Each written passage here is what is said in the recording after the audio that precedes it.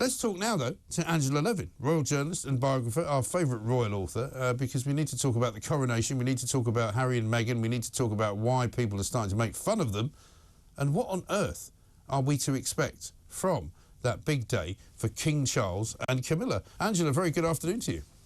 Hello, hello. Nice to see you. Nice to see you. We're going to get to a very funny clip shortly from South Park, which is that satirical cartoon, which we'll do in a moment. Because it is very funny, but it also is a great indicator of how America is a little bit, shall we say, cheesed off with what they call the World Privacy Tour, which is quite funny. But let's talk first of all about the coronation, because obviously Harry and Meghan figure in that. Nobody's sure whether they're going to come. I've heard you speaking about it before. But an awful lot of focus on the crown and precisely what is going to be worn at the coronation. Yeah, where do you want me to start? Well, wherever you want. Let's start with the coronation and the crown. Okay. Camilla is actually being very much herself. She's not sort of over fancy. She doesn't care really. She had, before she met Prince Charles and it became a serious relationship, she was happy in tracksuit trousers and a baggy jumper. Yes. So her rule about what she wears as a crown, she wants to just, I'm sure she's into it to please King Charles and make him very happy about it. She's been very sensible too, because she's not wearing the crown from the Queen Elizabeth, the Queen Mother, that has Cullinan, that has the is it the Kohinoor? Has the Kohinoor diamond in it, because there's been a lot of angry whispering there that it belonged to India, that it belonged to Afghanistan, and so it's not going to appear at all. And she's wearing Cullinan diamonds, yes, number 3, numbers 4 and numbers 5, and they were all brooches that the late Queen used to wear. Right. And I looked up some of them. They're absolutely enormous. One's almost like a pear, one's like an apple. You know, they are absolutely extraordinary diamonds, and they should glitter in the light of Westminster very much. She's the first consort as well who isn't ordering a new crown. Right. And that's also typical. I mean, she likes going into antique shops and buying sort of knickknacks and so on. She wouldn't want the whole performance of having a new crown, and everyone would say, well, what a waste of money and how. So she's compromising, and it's been taken out and is being adapted to her. She's having, it's got 8 sort of bits that go over it, like arches, and having 4 of those removed, so it would look slightly more plain rather than very over the top. But there does seem to be a bit of disagreement, doesn't there? Nobody's quite sure whether sort of how lavish the coronation should be. You know, Charles has sort of hinted that it should be not too lavish, but others have said don't make it, pared it down too much in case it looks just like, you know, a jumble sale. I mean, you know, it should be relatively glamorous, shouldn't it? Oh, well, yes, so this will be glamorous. The crown will have over 2,000 diamonds in it, plus these 3 big ones. So that's pretty glamorous, I think. That's okay.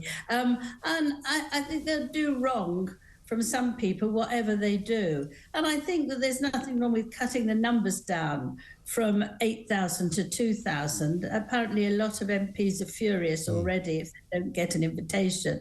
They're starting off before they even know.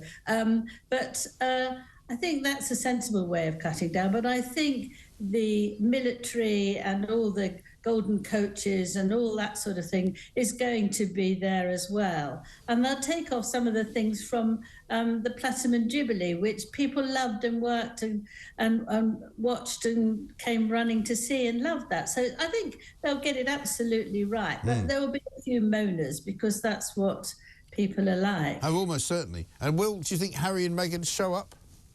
I sincerely hope not. The thing is, though, that they haven't got anything else to sell except rubbishing the royal family. I just want to say something today I noticed, that a bit of Camilla's Tig, which was her thing she had telling people what to do and what to eat and all that. She wrote an awful lot about being a royal. She said she didn't want to be a Cinderella. She wanted to be a rebel royal. And she was rather nasty about Catherine's wedding. Now, this is the woman who said she knew nothing about the royal family, and therefore she didn't know how to curtsy, she didn't So if she'd watched this carefully, it's another untruth, I think. Now, Harry said that he wants to have a meeting first with his father and William. And you want to say, who do you think you are? Yeah, exactly. I mean, also, why would they have a meeting with him knowing full well that what would happen in the meeting would shortly thereafter be broadcast either to an American TV network or written about in a sort of extra chapter of his book? Yes, precisely that. But also, is he going to come over? He can't expect them to go over to him. It's sort of, he's not leaving his house until he has his meeting. Well, I can bet you anything that they're not going to go over to him. And also, he doesn't want to go to, if there's going to be a toxic atmosphere like there was at the Jubilee. Everybody was full of Jubilee, and he's sort of full of toxic, nasty atmosphere. Well, I think there'll be even more of a toxic atmosphere if he comes, because what he said since the Jubilee is actually been too horrible for words, and I think that they're all furious with him. He might do a quick there and back without Meghan, because it is. Well, I wonder if that's the kind of that's the sort of the way out for everybody, whereby apparently I think the coronation, if I'm not mistaken, coincides with the birthday of Archie, one of their children. She could say that she was staying at home for the birthday. However, I mean, if you make any judgment about Meghan, the chance of wearing a snazzy tiara would go down very well and make people feel, because nobody's quite so interested in them anymore. No. But people feel that they are to be counted. So if she's there with a glittery diamond tiara, I think she'd love it. Never mind the baby's, the kid's birthday. Oh, she would. But, I mean, I wonder how she's reacting to having the fun poked at her by people in the United States of America. Let's have a look at this South Park clip, which is hilarious. It seriously is driving me crazy. I'm sick of hearing about them, but I can't get away from them. They're everywhere, in my face. Look, Kyle, we just kind of don't care about some dumb prince and his stupid wife. Some dumb prince and his stupid wife. Indeed. I couldn't have put it better myself. America's falling out of love with them, it would seem, Angela. Yes, I think a lot of them don't like it because they care about the families and they think they've been just vile about the families. Yeah. And also, they've said enough about it. How many times can you go on and on and on? Oh, I know.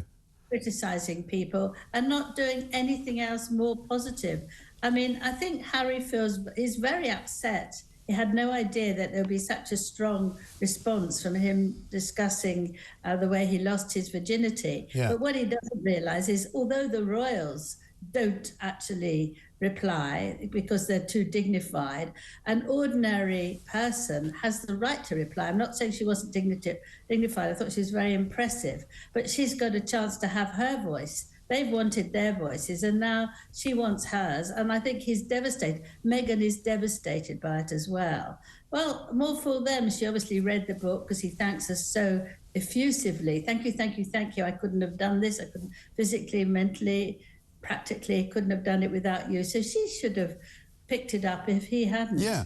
No, I think Sasha Walpole came across as a very grounded, ordinary, very nice, pleasant individual who was dragged through the mud by a man who is so self-obsessed he doesn't care what he does to anybody else. Collateral damage to him is of no consequence. He doesn't give a monkey's. As long as it's, healing him, that's the main thing.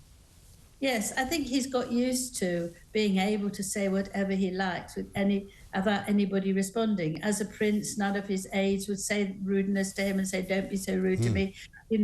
His friends would tease him but respect him because he's a prince. And now he's come up against somebody who just lives a very straightforward, ordinary life, and he didn't have the decency to warn her, even the day before that it was out, that this is what he was doing, because he is callous. And I think he's more like the old-fashioned royals above it all, rather than today's royals who try and make sure that they are in touch with the public and don't get all snooty. They obviously have to wear very smart clothes and live very smart palaces, but they are more accessible. And Harry has pushed himself so high that he's not accessible, and he thinks what he says is right. And he feels now he's a real bully that he can tell the royal family what to do. I know. Extraordinary. Certainly not. Absolutely ridiculous. Angela, great to talk to you. Thank you very much indeed. Angela Levin, a royal journalist and biographer there.